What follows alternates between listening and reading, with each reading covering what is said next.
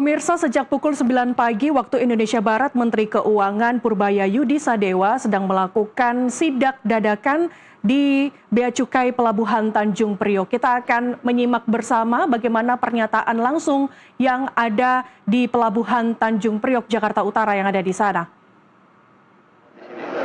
Ada satu lagi tadi masalah bahwa barang yang udah clear segala macam itu nggak diambil sama importernya, ditumpuk di sini selama berbulan-bulan. Mungkin karena dendanya lebih murah, mereka biarkan aja di sini barangnya. Akibatnya pelabuhannya penuh. Saya minta tadi Pak Jaka dan teman-teman, Pak Sekjen, untuk melihat regulasinya dan membuat regulasi semacam punishment untuk orang yang terlalu lama meninggalkan barangnya di sini.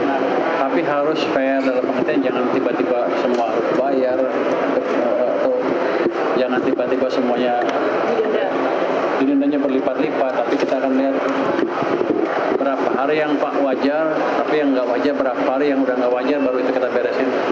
Dalam pengertian kita kejar orangnya mungkin dikira-kira setelah sebulan lebih ya.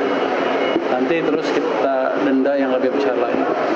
Artinya aja 1 bulan ya Pak? Ya. 1 bulan baru didenda gitu Pak? Ini masih hitung-hitungan. Hitungan saya sih udah kalau sebulan di sini kan kelamaan kan. Itu udah lama banget. Karena mereka mungkin hitungnya di sini lebih murah dibandingkan kalau mereka sewa gudang di luar sana. Tapi kan menghambat kinerja pelabuhan jadinya. Jadi akan saya usahakan itu di sini sesedikit mungkin. Ini berkaitan dengan impor yang tinggi di bulan April, itu barang apa aja nih Pak di April? Katanya begitu, impornya tinggi di bulan April, Mei. Jadi kalau itu sih bagus tandanya, tapi kita harus siap, ya nggak boleh barangnya menumpuk sebanyak ini. Jadi kita maintain di level yang normal. Kalau kurang orang, saya akan nambah orang di sini. Kalau kurang di Jakarta, saya impor dari Surabaya, Medan, atau Semarang, atau Banten. Komoditas yang menumpuk apa aja Pak? Hanya Geraha Segara yang report kalau memang barangnya ini berlebih, atau penemuannya gimana?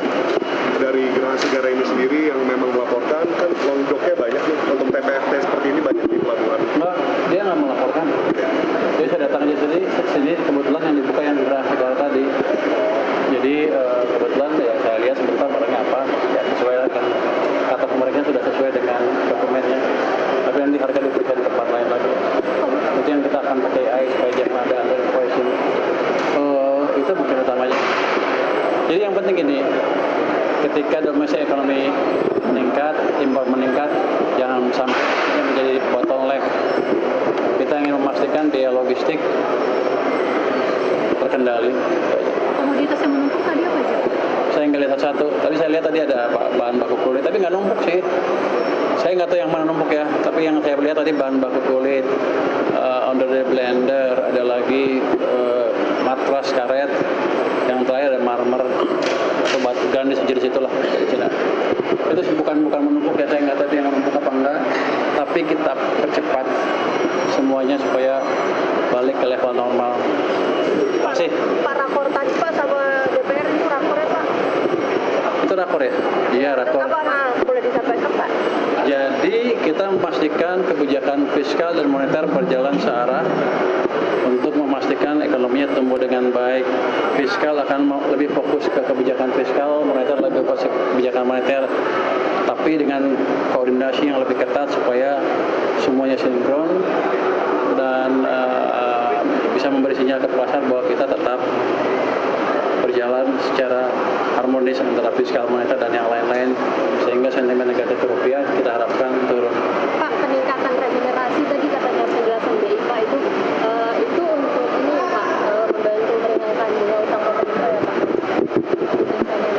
Enggak, itu teknikal nanti Pak Ferry yang akan jelaskan. Kira-kira begini.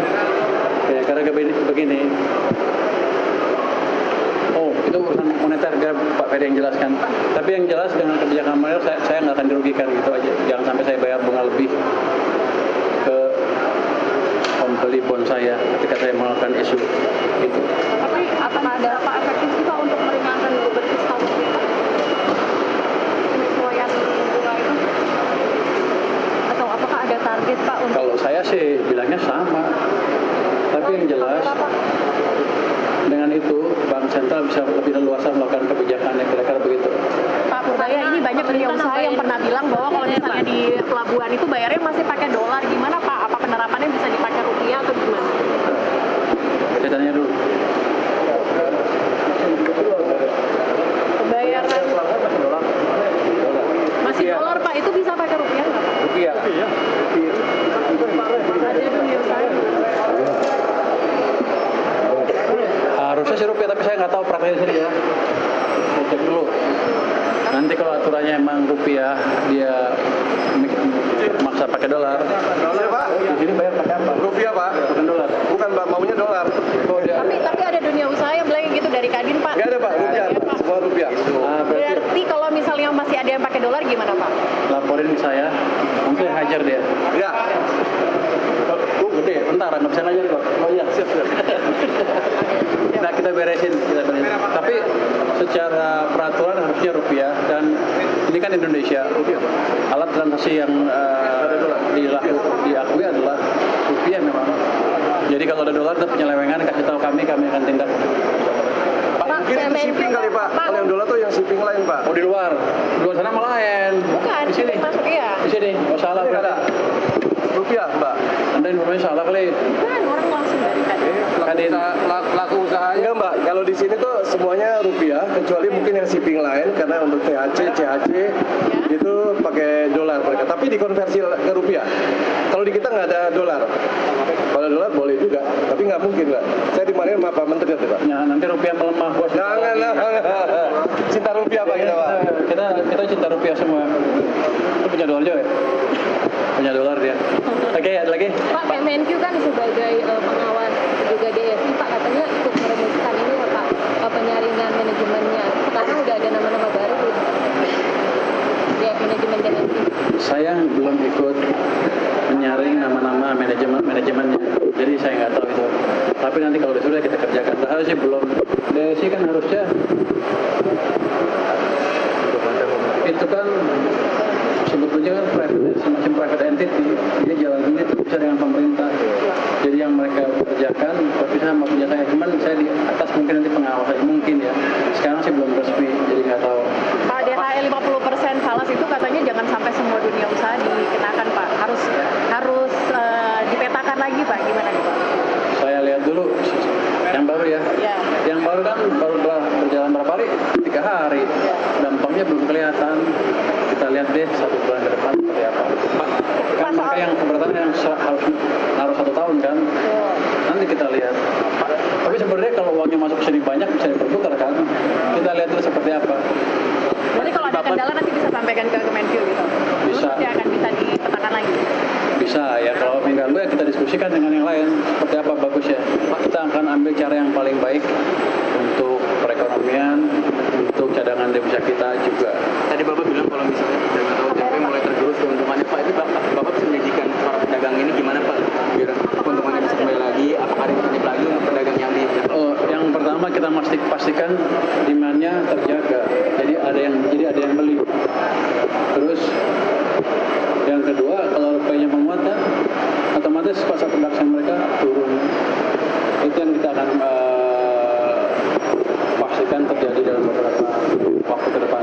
janjiin nggak sih ke pedagang tahu tempe yang tadi pas Bapak singgung di DPR, Mas, mereka itu bisa mulai pulih lagi kira-kira? Tergantung keberhasilan kita mengendalikan nilai tukar kan. Gitu. Tapi saya rasa akan berhasil dengan kerjasama yang lebih erat antara fiskal dan moneter. Berhasil dan berapa bulan Pak? Nanti gue tebak lagi. Gue bilang Juni ribut.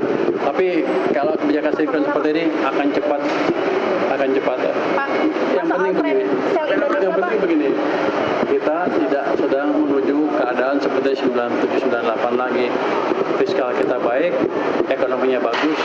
Hanya ada sentimen negatif di sana sini yang mengganggu sedikit terhadap nilai tukar. Tapi itu harusnya bisa diperbaiki dengan koordinasi yang lebih baik antara pemerintah, Departemen Keuangan dengan Bank Sentral. Terima kasih.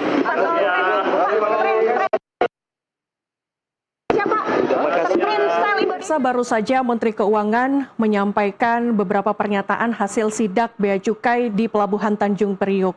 Ia tadi menyampaikan memang sempat ada penumpukan barang kontainer ini terjadi di bulan April dan juga Mei, tetapi tidak diambil oleh importir. Jadi barang-barang yang ditumpuk di Pelabuhan Tanjung Priok ini menumpuk banyak dan tidak diambil berbulan-bulan. Apa langkah strategis yang dilakukan oleh Kementerian Keuangan? Ini akan melakukan punishment, kemudian nanti selanjutnya akan diberikan denda. Nanti kita akan tunggu bersama seperti apa kelanjutan dari hasil sidak bea cukai dari Pelabuhan Tanjung Priok.